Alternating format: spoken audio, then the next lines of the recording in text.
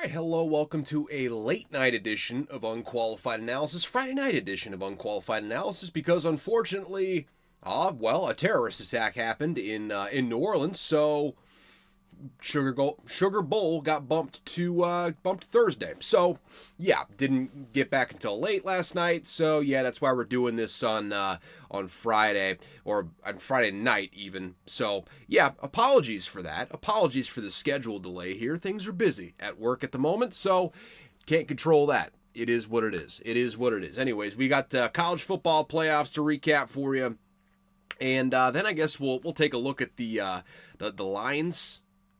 Nah. We'll just kind of look at the what's it called? We'll look at the playoff games from last week, and we'll look at the playoff games coming up next week. Well, I guess I don't know. I'm all over the place today. I'm pretty tired. I'm pretty tired. It took me a while to get to sleep last night, and then 6 a.m. alarm. It punches you right in the face, I'll tell you what. In the interest of that, and we're already starting this recording at like just before 8 p.m., so, we're in a loose late night vibe. We'll just call it that. Anywho, we'll get into this episode here real quick. First and foremost, though, I'm your host at, Caleb V. It's at Caleb V UA. Man, this might be the rockiest start we've had to this podcast in quite some time. I am tired. And my voice, my words, they're just not snappy right now. Not snappy at all. So, you can follow me on the socials at CalebVUA. You can shoot me an email at unqualifiedanalysis@gmail.com.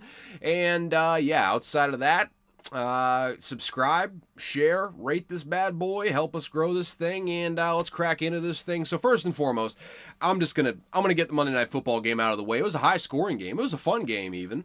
The Lions end up getting the win, 40-34. Had no reason actually to play the starters, and Dan Campbell said, "Fuck that. We're gonna play the starters, whether you like it or not." So love that. Love to see that for sure. Outside of that, Lions get the win. They set up what was already inevitable. Oh boy, that's Sunday night game. I am equal measure scared and excited for it.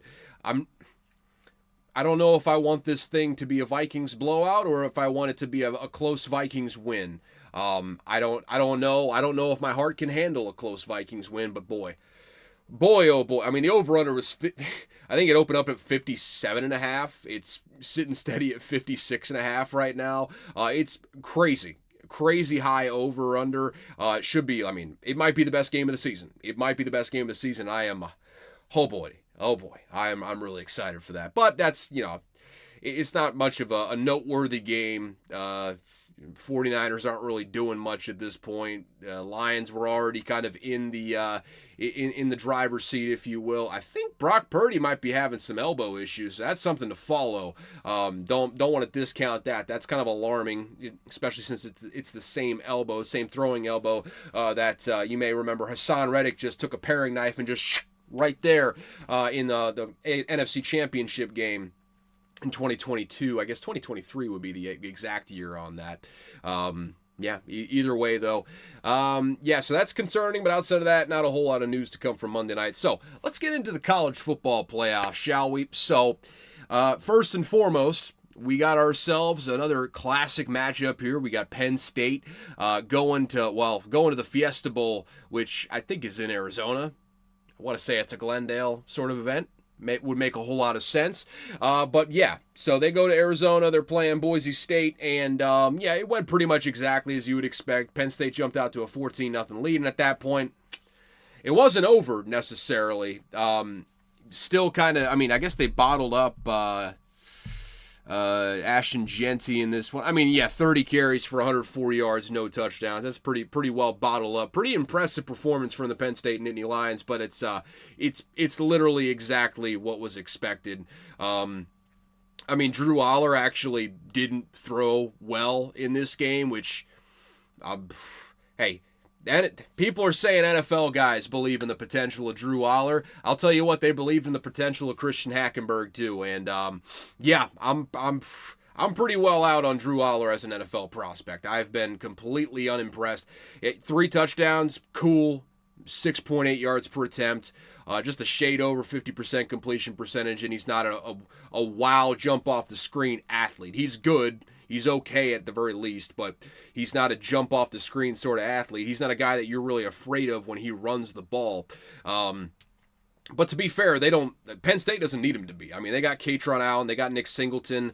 They went for over 200 yards. I mean, over 220 actually between the two of them. Both of them went over 7 yards a carry. So you got that, and you've got maybe the best defensive player in the whole country outside of Travis Hunter. I mean, he's got an argument to be made there too as well in Abdul Carter. Probably a top 5 pick in this upcoming draft. Elite pass rusher. He actually went out in this game for a little bit. So that's an injury situation to follow, monitor closely. And it's just a nasty defense around him too. And that's not even mentioning the best tight end in the country, Tyler Warren, who scored 2 touchdowns in this game. 2 of the 3 touchdowns by Drew Aller. You might be one to say that Drew Aller is a bit of a Tyler Warren merchant. You could have an argument to say on that one. But yeah, I mean, Penn State, they got as good of a shot as anyone because of that defense. That's pretty much the saving grace for them is that defense.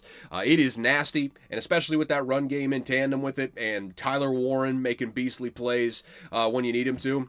I mean, Penn State, very easily could win a national title game. Boise State, obviously, could not.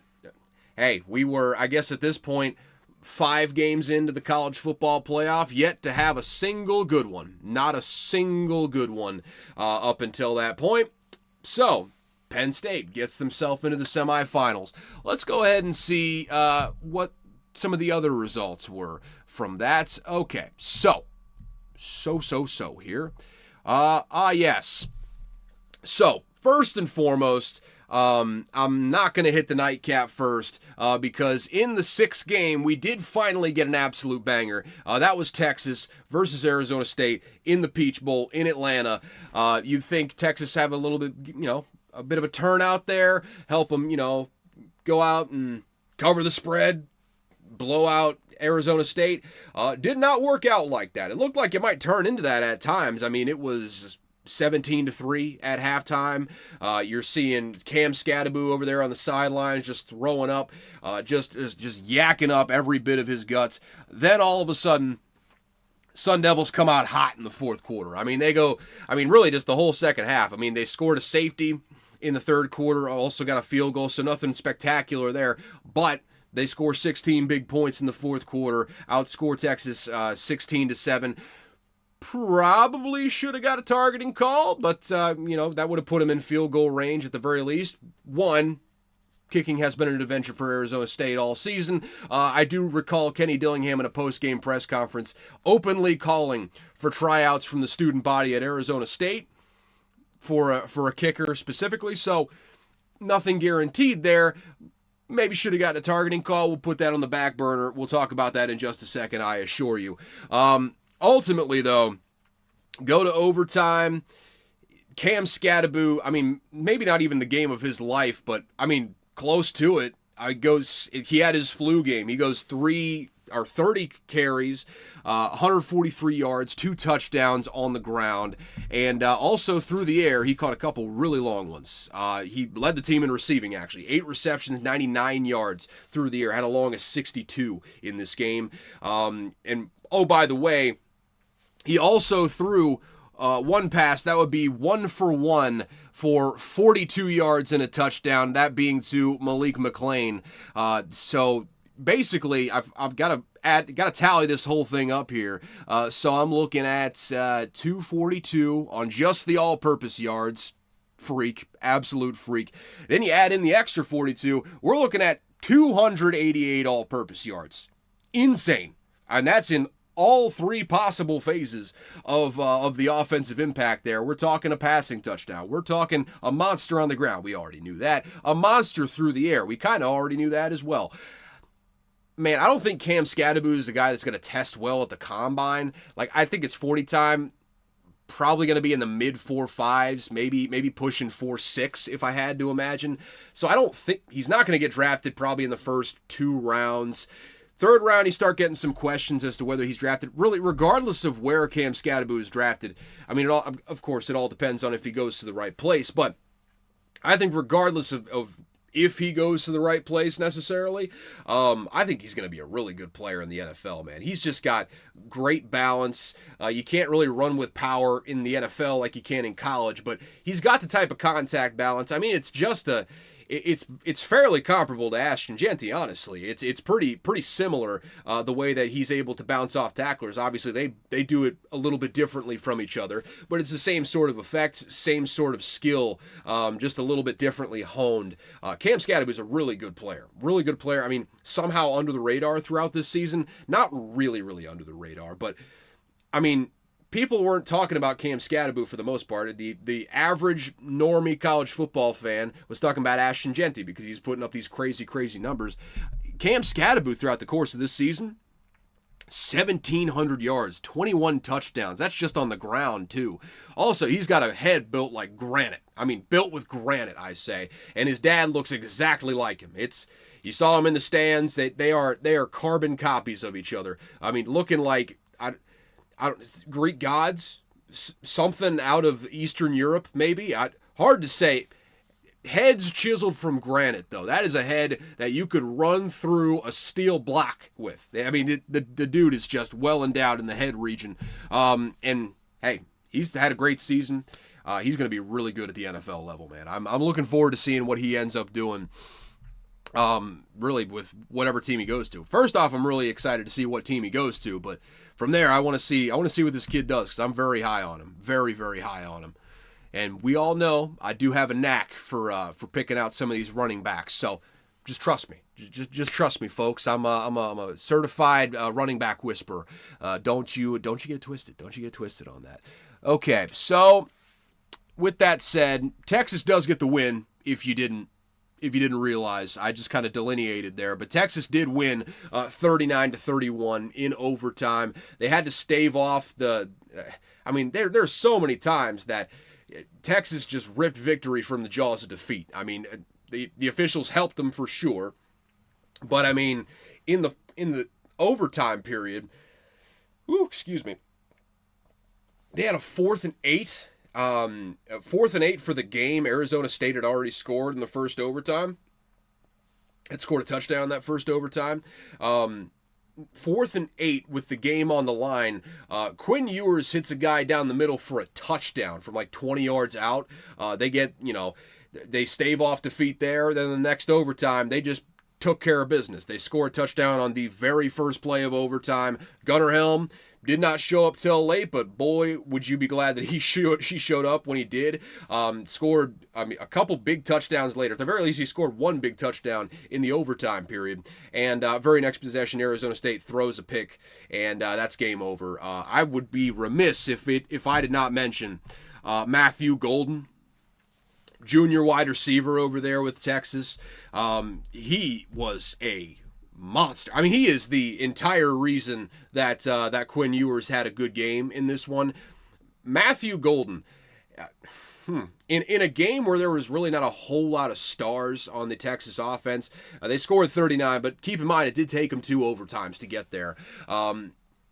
In a day where there wasn't a whole lot of offensive standouts, Matthew Golden made Quinn Ewers look like a first-round pick in this game. I mean, Quinn Ewers ended up with 10 yards per attempt. I mean, it's because Matthew Golden went 7 receptions for 149 yards. That's a shade under half of Quinn Ewers' yards. And don't get me wrong, Quinn Ewers did have a good game. But Matthew Golden is the biggest reason why he had that game. I was really impressed with how he played in this game. He was sensational. The route running, the acrobatics, the adjustability to the ball, the guy just looked like a star out there. I don't really know. He's had 900 yards this season, so he's been fairly featured in this offense. I don't know what kind of draft prospects he's got. I don't know really.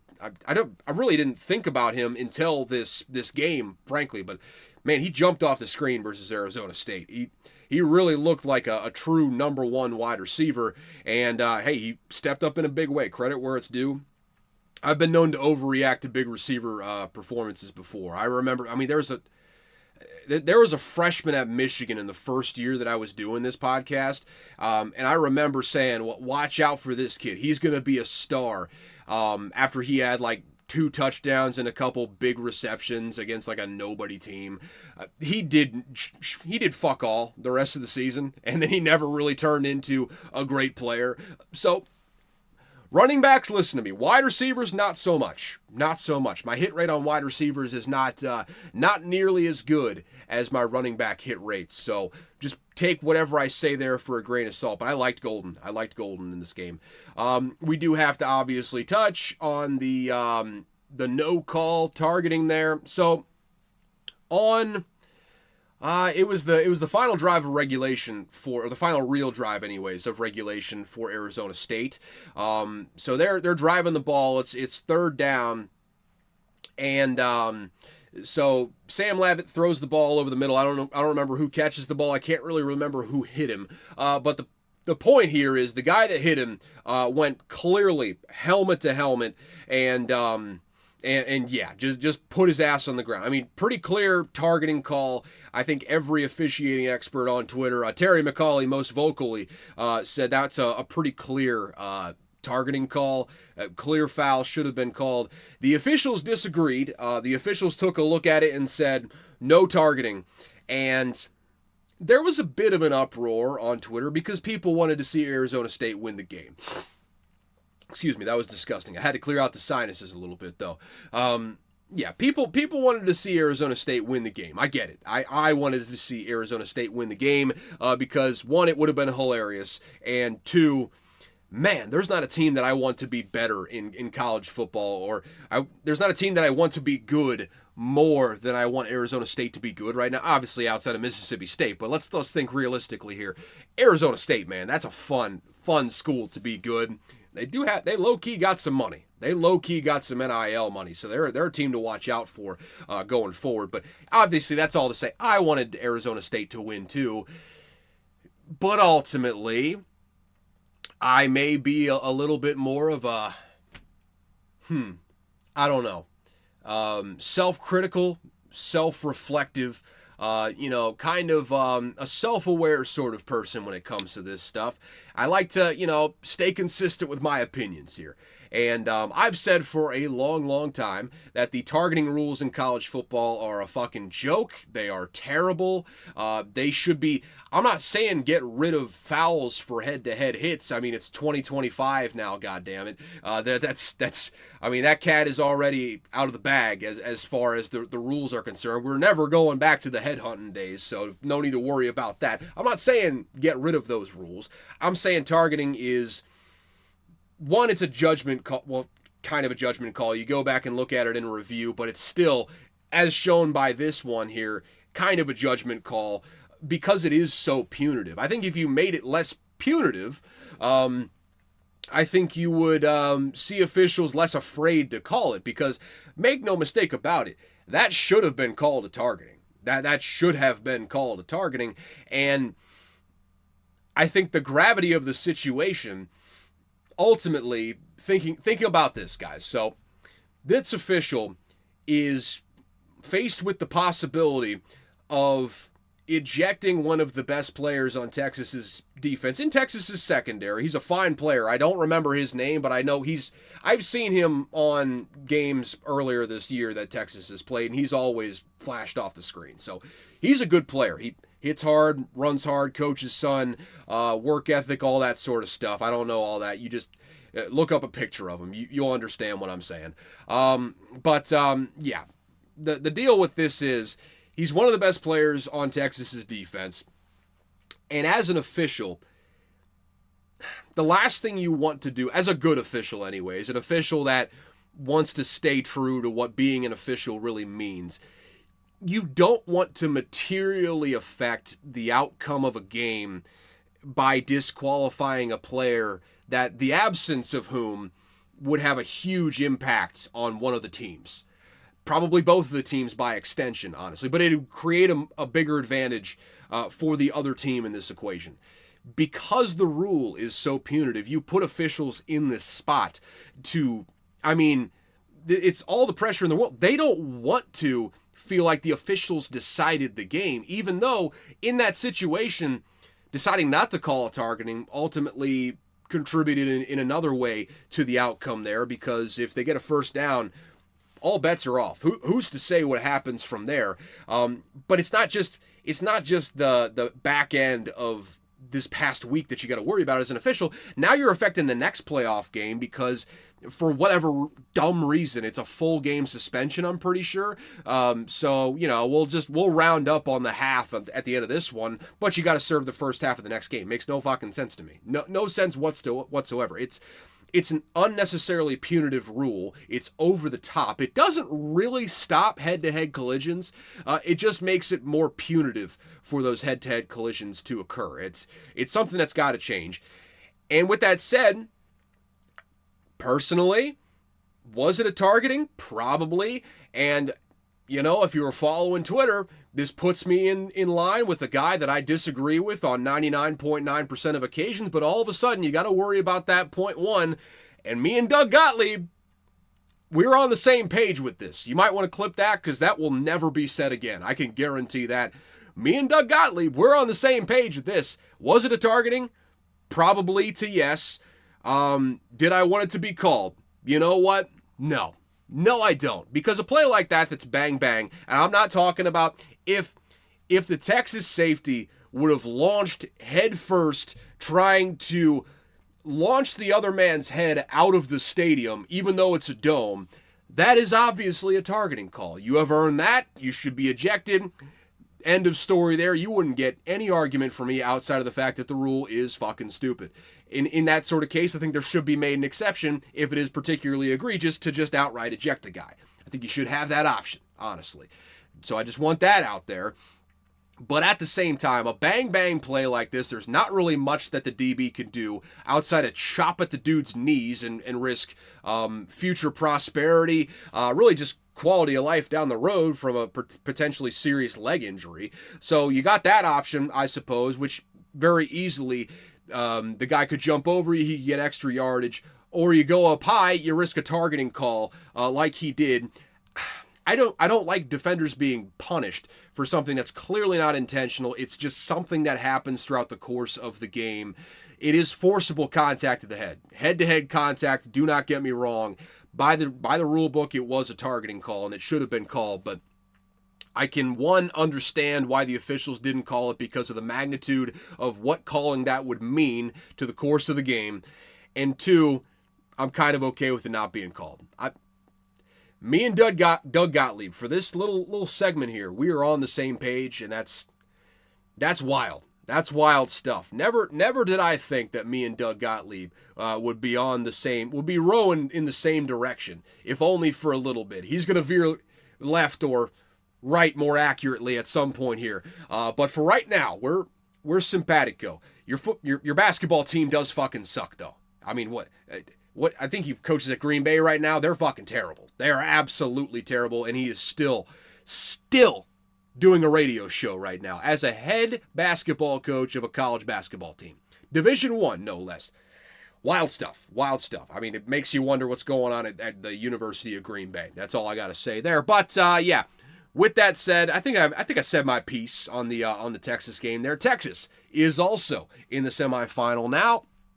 So we move forward to what was supposed to be the game of the weekend, ultimately turned into a early coronation for one of the teams. That would be Ohio State. No drama in this one. Ohio State dominated this game against Oregon. They jumped out to a 34-0 lead in the first half, and it was good night. Good night for Oregon from there. This game was never close. It never felt close. Ohio State jumped out, and over these first two playoff games, they have looked like every bit of the team that I thought that they would be preseason, that a lot of experts thought they would be preseason. I think they've actualized what their final form will be. And look, man, I think they're going to walk to a title. I don't think they're going to play in a close game again. I think they're going to... I think they're ultimately... I don't remember if they play Texas in this next game or if they play Notre Dame. Sorry, spoiler alert there. I don't think they play Penn State. Penn State's on the other side of the bracket.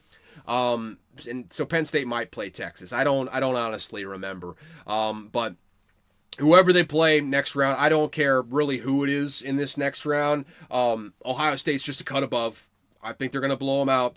Whoever they face in the title game, I think the same thing is going to happen. They just that Michigan game woke them up. There's no other way to slice it. I think Ryan Day had a lot of soul searching after that game. I think that entire team had a lot of soul searching after that Michigan game, and they showed what they're made of. They just took the best team in the country, at least we all thought the best team in the country, and made them look like a pedestrian Big Ten team. Just dominated. Did not even for 1 second give Oregon an ounce of life. It never was close. It never felt like a game. And that is due in no small part to a man by the name, really a boy, a 19-year-old boy by the name of Jeremiah Smith. This kid's a fucking alien.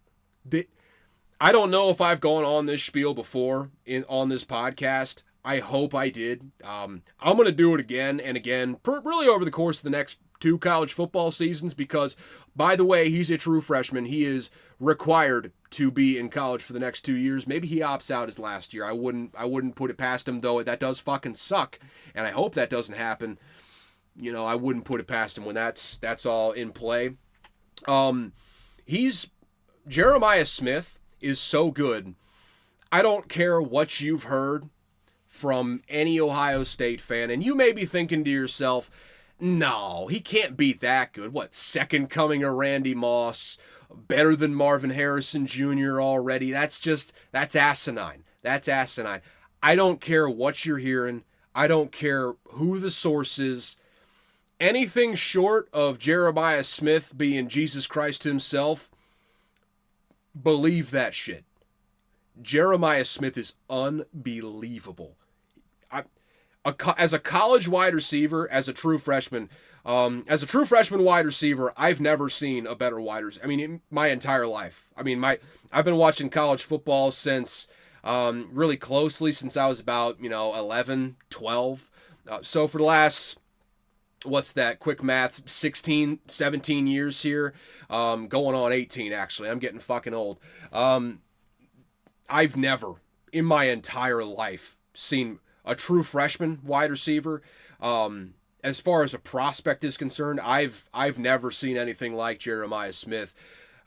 Maybe this is kind of what it was like watching Calvin Johnson trapped at Georgia Tech. I still have no idea why he went to Georgia Tech, and it's one of the funniest facts in the history of college football that one of the best wide receivers in NFL history, a physical freak, went to Georgia Tech that famously ran a triple option for like 30 years. So I never watched Calvin Johnson. Jeremiah Smith, I've never seen anything like him. In my entire life, he jumps off a screen. He looks like a grown-ass man. He looks like a 25-year-old polished NFL wide receiver playing against college football players as a 19-year-old. I'm telling you right now, Jeremiah Smith, and he's a wide receiver, and it all depends on what the quarterback class looks like in 2 years. If it's a weak quarterback class and you have a team with like that already has a quarterback at the number 1 overall pick, or at the very least a quarterback that they're like okay with, maybe someone got injured the previous season, Jeremiah Smith could be the number 1 overall pick in 2 years. That is how good this kid is. If you've not watched him, go watch him. Second straight game over 100 yards. He went 187 in 2 touchdowns on 7 receptions. Very first time he touched the ball, he takes a shallow crosser, 60 yards to the house. Gone. Never even a chance to catch him. He's big. He's already, 6'3", 220 as a true freshman. He's big. He's incredibly fast. He's already a polished route runner. There's stories of him having to be held back in practice because the GPS is just, okay, he's getting too much mileage here. You got to hold him back. As a 19-year-old, I was just fucking playing video games in my dorm room doing nothing. I did not give a shit when I was 19. This kid is a freak in every single sense of the word. He was only a 95 prospect coming out of high school. He should have been 115 as far as I'm concerned. It only goes up to 100, but you know what I mean. This guy it's insane. It's insane. Ohio State football is appointment television because Jeremiah Smith is going to be on that football team for the next couple of years, barring something just catastrophic for Ryan Day here over the next couple of weeks that ultimately dislodges Jeremiah Smith from Ohio State. But I do want to put this in y'all's minds. I don't think it's actually going to happen because I think Jeremiah Smith is going to stay right where he is in Columbus, Ohio. If Jeremiah Smith did enter the transfer portal, though, do you realize what the NIL numbers would be? We're talking 8 figures. Easy. Easy 8 figures. We're talking maybe somewhere in the range of like, I don't know, 12 to 15 million. That's not out of the question at all for a guy like Jeremiah Smith. That'd be crazy NIL numbers. Again, I don't think it's going to happen. I think Jeremiah Smith is going to be well paid where he is at for however long he is there. It's pretty much guaranteed over the next 2 years. He's going to get a lot of money. I think he's getting $5 million right now. He's going to get a raise this offseason. Don't you worry. He's either going to get a raise or he's going to enter the portal and demand a raise elsewhere. I can assure you of that because he's maybe already the best wide receiver in college football. It's freaky. It is freaky what Jeremiah Smith does. And look, Oregon, this is a pattern. This is a running pattern for Dan Lanning. He just laid an egg in the biggest game of the season. Growing pains. He's still kind of a young head coach here. I think he's going to break through here in the next couple of years. I have a hard time believing that Dan Lanning won't win a national title here in, say, the next 5 years. I would be shocked if he didn't win a national title in the next 5 years, I'll say. This is just another lump you got to take. And, hey, it feels like Ohio State's time here. It feels like Ryan Day's time. And, boy, he's going to have earned the right to talk a whole lot of shit after this thing if he does end up winning the national title. If he loses again to Michigan next year, it's going to be the funniest outcome of all time, and I still think he might get fired if that happens. So, not out of the woods yet, but well, the craziest part is winning a national title buys you a year if you're Ryan Day, just because you have, 1, Jeremiah Smith, and 2, an option for redemption against Michigan in this upcoming season. Just wild stuff. But, yeah, Oregon, they'll get back here. I don't know, maybe it'll be next year again, maybe it'll be the year after. They've upped the recruiting profile to a point, and they've been doing so well in the transfer portal. They're where they belong right now. That's the thing. They're exactly where they belong. They'll be back here. I'm excited to see what Dante Moore does in that offense. I'm excited to see. I mean, every quarterback pretty much has thrived at Oregon, from Bo Nix to Dylan Gabriel. I'm excited to see what Dante Moore does. And I guess that would be his 3rd year in college, so got to make it count. And if he does, he's probably going to be a one-hit wonder go into the league, if I had to guess. So something to follow there. Something to follow there in the coming season. All is not lost. You're going to lose a lot of players this upcoming offseason just due to the NFL draft, but all is not lost. Let's not hit the panic button here if you're Oregon. Stay the course. They're on the right path. Ohio State, though, they are a juggernaut. I think they are going to walk to the title at this point. I'd bet on them, but they're probably already minus odds to win the championship. So, yeah, very Jeremiah Smith-centric recap of that game. Will Howard had a great game because of Jeremiah Smith, so we'll skip back. We'll skip past that part. Travion Henderson had 2 touchdowns. Quinshon Judkins was unstoppable in this game. Ohio State is going to win a national title, barring something absolutely shocking. That's my take on this. I think they're going to walk to a title. Okay, so we will keep it moving from here. We had one more game. Obviously, it was supposed to be Wednesday night. It was supposed to be the nightcap on Wednesday night, but obviously, someone decided to drive a rented truck into a crowd of people on Bourbon Street while flying an ISIS flag. And apparently that guy left a bunch of IEDs all over the French Quarter and Bourbon Street too. So obviously, under those circumstances, you can't really play a football game that day until the situation is cleared up. FBI did their due diligence. Determined it was a lone wolf sort of thing. No comment. Just no comment. No comment. I'm not getting into politics on this podcast. But yeah, with that in mind, the New Orleans City Hall was closed on Thursday, I'm pretty sure. But Notre Dame was still playing Georgia in the Sugar Bowl, which is kind of wild to me. But they did play this game, and we had one good banger in the second round here, and really overall in the playoffs so far. We did not get another one here in the nightcap. Notre Dame. Honestly, I looked at the beginning of this game with Georgia, and I thought Georgia was playing a lot better than Notre Dame. But ultimately, Georgia made a ton of mistakes in this game. They turned the ball over here. Let me get a count. We've got two lost fumbles here. So they turned the ball over twice, and they were huge turnovers, giant turnovers in this game. I think they both kind of led to. They kind of led to what's the word I'm looking for? To scores. Sorry, they led to scores from Notre Dame.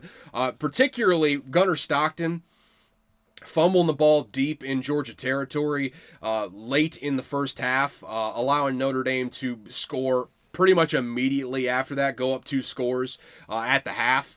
That's pretty inexcusable. Georgia pretty much was done from there. Gunnar Stockton, he didn't look terrible as a passer. Ended up going 20 of 32, 234, 7.3 yards per attempt.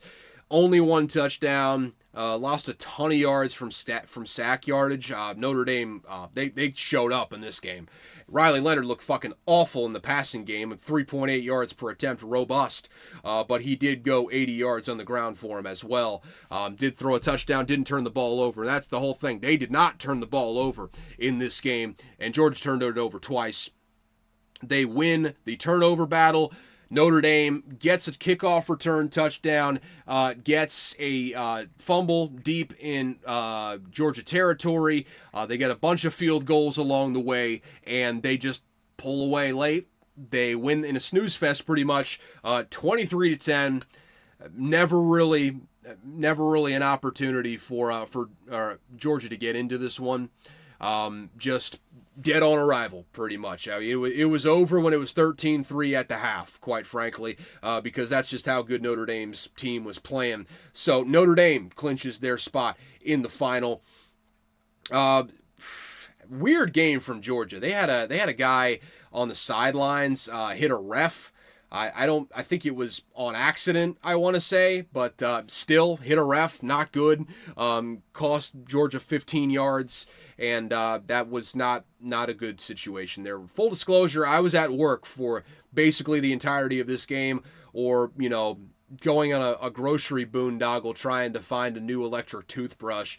Part of it was because I stopped and, just shot the shit for like 15 minutes with the produce manager at fucking Walmart. Old habits die hard, I suppose, but he was a talker, and I was curious. So yeah, I just talked about the shit show that was Walmart for a good 10-15 minutes. Good guy. I don't want to say his name because he was bad-mouthing his employer a little bit.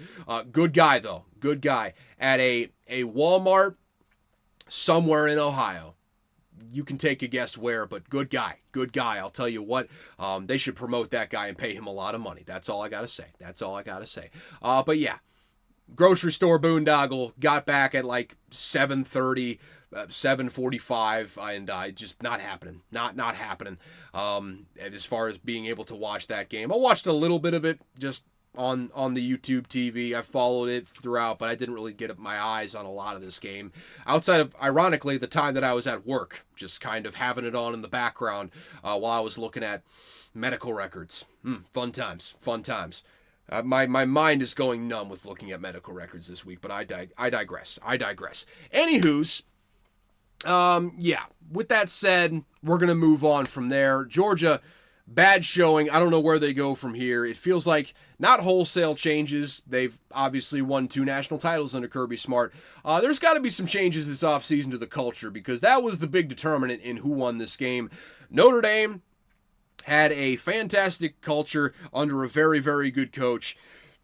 And Georgia looks like a team we know they've got a good coach in Kirby Smart, but they just look like a team full of, bad apples, honestly. And I don't want to besmirch the kids' character.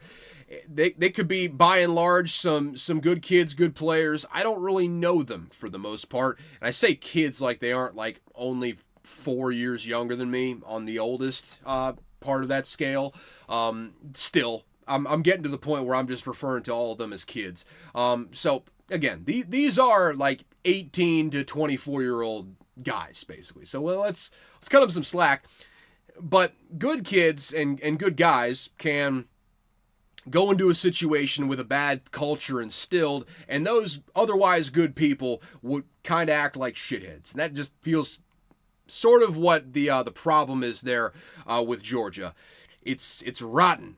There is rot somewhere in the organism, and that rot, that necrosis, needs to be excised. I'll tell you that right now. The necrotic tissue needs to be excised, and it needs to be nourished. That needs to be thrown in the trash. The aftermath needs to be nourished so that we can fix whatever the issue is, because to say that there is not an issue with Georgia football would be sticking your head in the sand like an ostrich. There's something going on. There's a culture problem there, and it's manifested in arrests, various types of arrests, the utter lack of regard for traffic laws, which is kind of a funny thing to laugh at. Also, something that people have died over. Let's not forget that Jalen Carter. We remember. We remember. Unfortunately, I'm sure you spend some days trying to forget, but unfortunately, we do remember how that whole thing has gone in the past. So it's a serious issue. They've got to really look themselves in the mirror and get serious about fixing what's going on there, because otherwise it's not going to look a whole lot different for Georgia next year. They're going to be very, very good. They're going to have an ultra-talented roster, but because of the transfer portal, they're not going to have the depth that a Georgia team like this once might have had. And because of a festering cancer somewhere, we have to do a biopsy. Well, we have to do a CT scan first, an MRI. Then we got to do a biopsy, and we got to figure out where the malignancy lies, where the carcinoma lies here in this organism. Then we got to excise it. We got to get that stuff out of there. That's the main thing for Georgia going forward. Notre Dame, though, we'll stop talking about the losers in this game. Talk about the winners. Notre Dame, hey, they got a puncher's chance if nothing else. Outside of Ohio State, no one really sticks out from the pack here in this Final Four. Notre Dame, they've got as good of a shot as anyone here. They're very similar profile to Penn State, although I would, as much as I'm not a fan of Drew Aller, I would still take Drew Aller over Riley Leonard. My goodness, is he a bad passer. But Drew Aller, a little bit better, and maybe Penn State, I would say Penn State is a little bit better version of what Notre Dame is, frankly. But they still right there with them. I don't think Texas is demonstrably better or worse than Notre Dame. The only one that sticks out from the crowd is Ohio State. It feels about as inevitable as any sort of outcome there. But I would like to recognize here, as you've probably heard by this point, after this second round of games, our Final Four coaches are Marcus Freeman at Notre Dame, Ryan Day at Ohio State, Steve Sarkisian at Texas, and of course James Franklin at Penn State. A combined 0 national titles between those four coaches. 4 coaches that some people have said can't win a national title game. Specifically Ryan Day. Marcus Freeman hasn't really been a head coach long enough for people to really say that with any serious gusto. But he's been, obviously James Franklin, that's been a conversation for a long time. Steve Sarkisian, that's also been a conversation there, especially with how the first couple years went at Texas. So one of those guys that was expected to never win a national championship is going to win a national championship this year, and that's pretty exciting. That's pretty exciting. I'm hoping for some better games here in the semifinal. I don't know. Let's just roll it forward here to the next week, okay? So the next one we got here, also Thursday, Friday are the next playoff games, and then we got the national championship, the college football season ending. A solid month and a half after the regular season, a little bit over a month and a half actually after the regular season ends on January 20th with the Monday.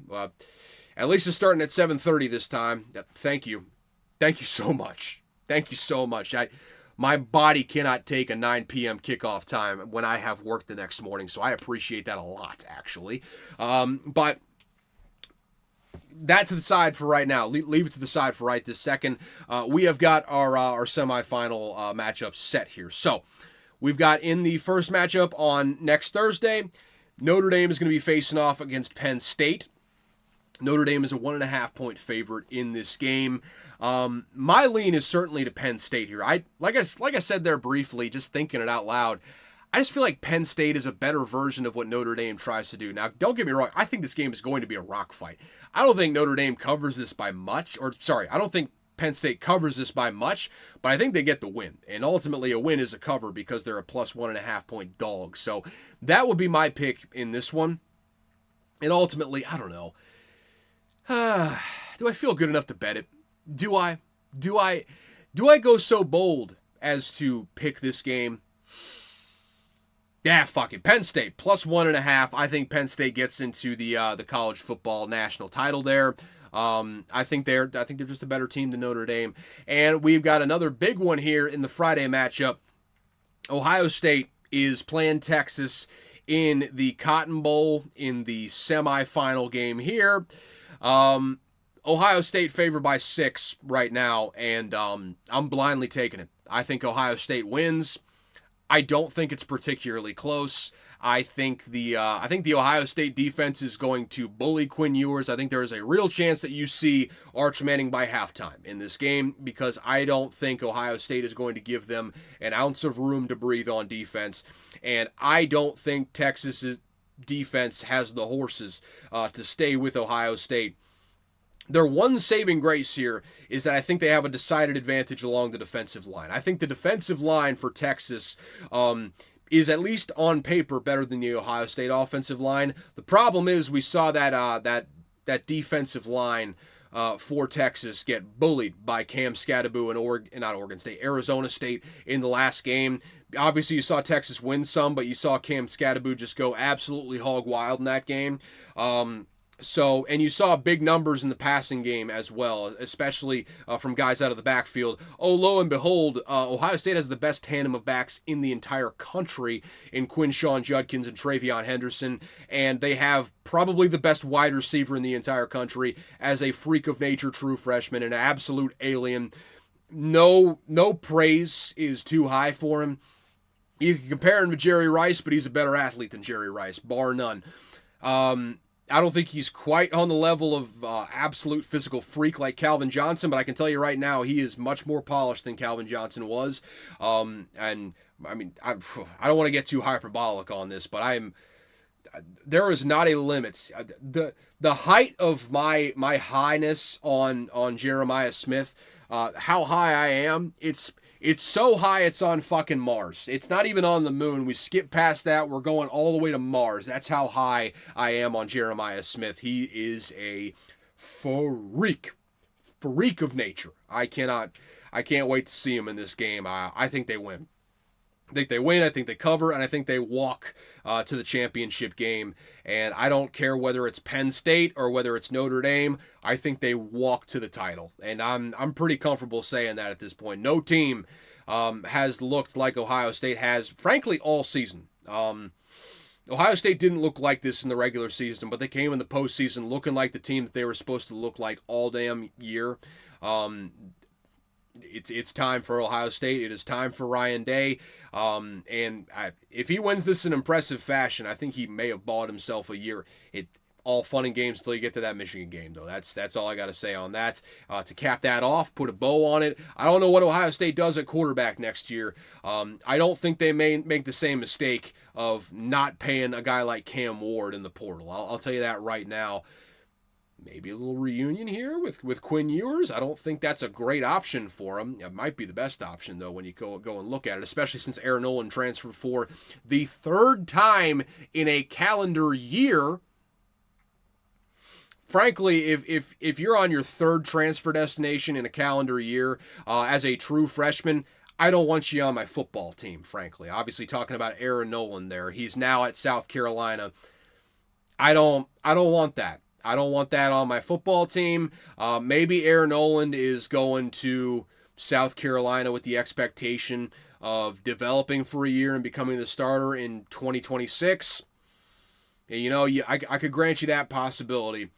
I don't think that's what's happening though. I think he's going to stay there at South Carolina for a year. He's probably not going to get the starting job. He's probably just going to take that red shirt, although he already took the red shirt this year. So he'll probably just, find his way to sit out, and then he'll transfer the next year. I don't want to pass any harsh judgments on the kid because he is only 18, 19 years old. Highly touted, high 4-star guy coming out of high school. This is everything that exemplifies everything that I hate in college football. There was extenuating circumstances leaving Alabama, obviously. Nick Saban, you committed to Nick Saban, not Kalen DeBoer. I get it.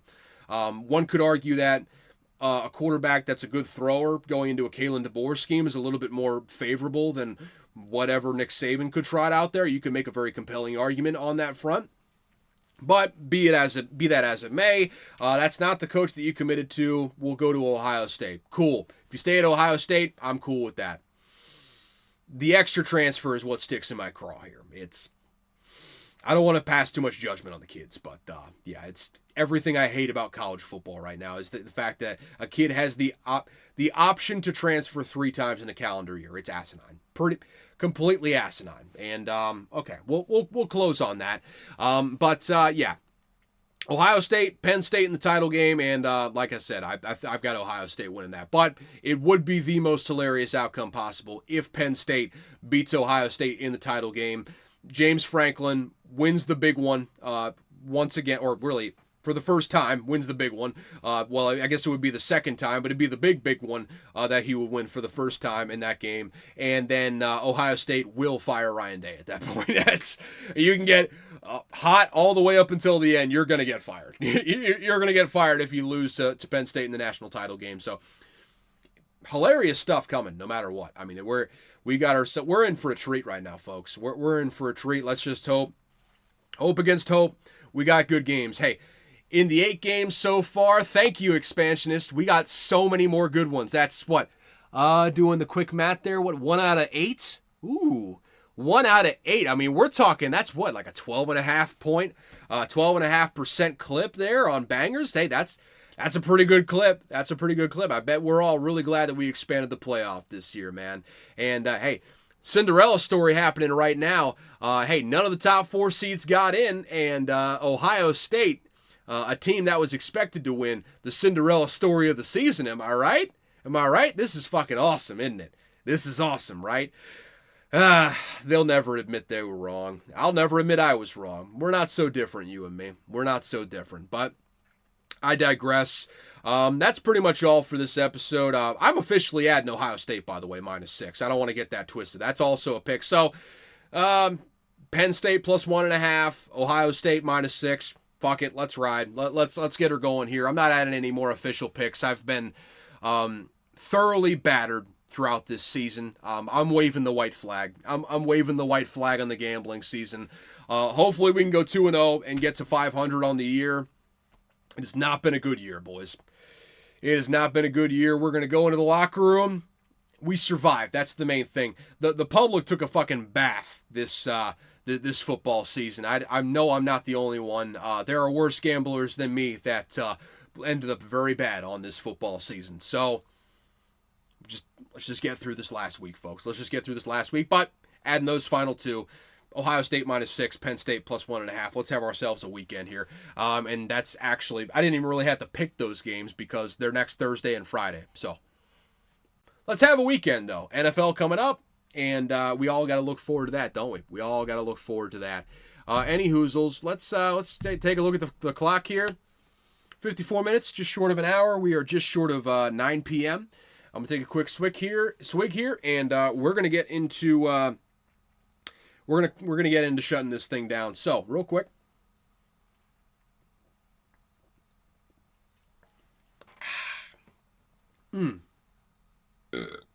we go. There we go.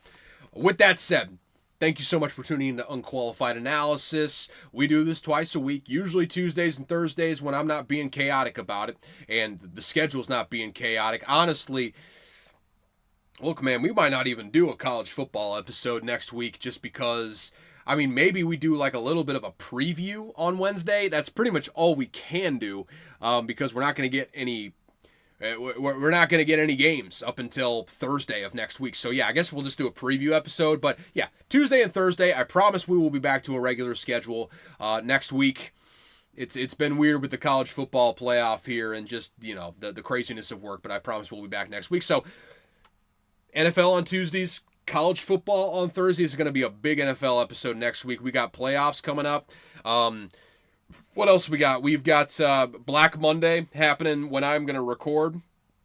The day that I'm going to record on Monday. Also, we're going to have a hellacious snowstorm in Ohio. So pray for your boy. I'm going to have to drive to work, and it's going to suck. It's not going to be great.